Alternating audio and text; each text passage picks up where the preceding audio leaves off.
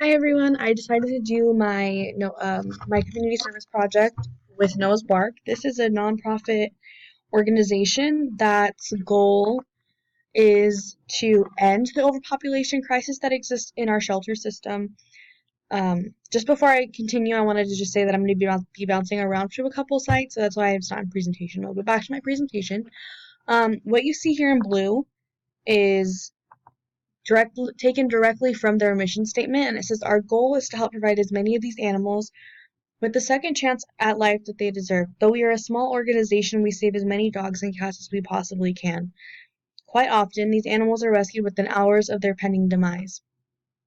Once they are in our care, we provide these lucky few with the medical care that they may need, and we place them with loving foster families. The foster family cares for their new friend while a loving and responsible owner is carefully searched for. So, in terms of finding an owner, we do that through an adoption process. So, if you're looking at a puppy, um, like in this picture here, these puppies, their adoption fee was $400, and that may seem like a lot, but in comparison to breeders and pet companies that actually sell animals that have been bred, they're a lot more expensive. And I found out that the adoption fee of $400 for the puppies covers their spay and neuter, their deworming, a complimentary vet visit, and their deworming. So I think that's a fair price. And it says, while in our care, the animal will be spayed and neutered, like I said, because we strongly feel that this is the only true solution to the pet overpopulation problem. And as I spent my time here at Noah's Bark, I found that that they kind of trained me in understanding that, and they showed me a lot of different statistics, which you can find on their mission statement page. It says that in these shelters alone, an average of 475 defenseless animals have their lives taken away from them. Or, as the shelters like to put it, they are humanely euthanized. And it says down here, since we cannot save 475 animals a day, we find it to be our duty to help educate the public on how to be responsible pet owners and the importance of spaying and neutering. As tempting as it may be to breed your purebred dog or cat, please be aware that over 25% of the animals in shelters are purebreds. If there are still any disbelievers out there that think that animal shelters are adoption centers, please take a moment to click on the following link, which will take you to a site called The Fate of a Shelter Dog. So I'm not going to click on that just for the sake of time, but I do want to invite you guys to go to this website. If we look at the home page, it shows the animals that we have for adoption. This guy actually just recently got adopted. It will take you to our pet finder page, which will be an exterior link, and you can see our most available dogs, and it will also show our Facebook page, which this is Squishy. I'll talk about him a bit later. He just got adopted, which is great. As you can see here, this is Stubbs, who I'll also talk about later. We actually ended up adopting him, so he needs to be taken off the page. But essentially, to stop the overpopulation problem, we do two things. We foster. So we take these dogs, as I said before, out of the shelter, and it tends to be the dogs that are um, as I said, close to their euthanizing period.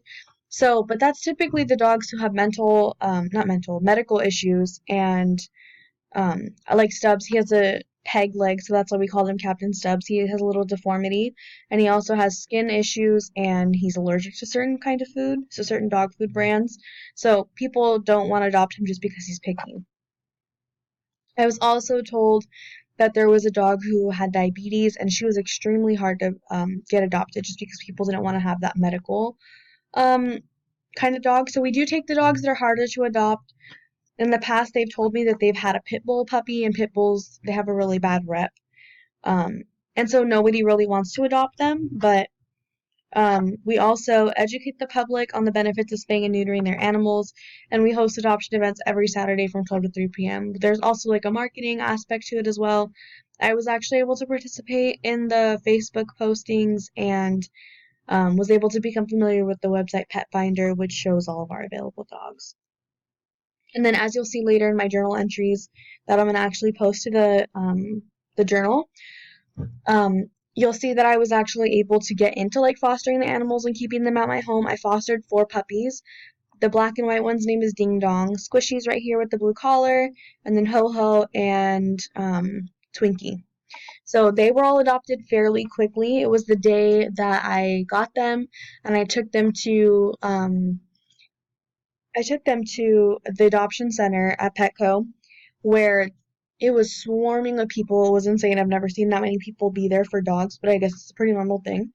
We've also fostered, we actually had the opportunity to pull him. This is Captain Stubbs when we first got him.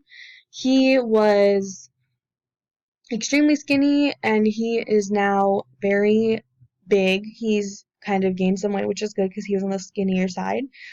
We later ended up adopting him, and then this is Catnip. We had her since she was about 2 weeks old. We were trying to wean her from the bottle, and we actually ended up adopting her as well. So this is just the about Noah's Bark in a nutshell, but my journal entries are a lot more detailed, and I really want to encourage you guys to read them just because you'll find out a lot more about nonprofit organizations and my own personal experience there. But I hope my presentation made sense and that you enjoyed it. This is my works cited page, and that's all.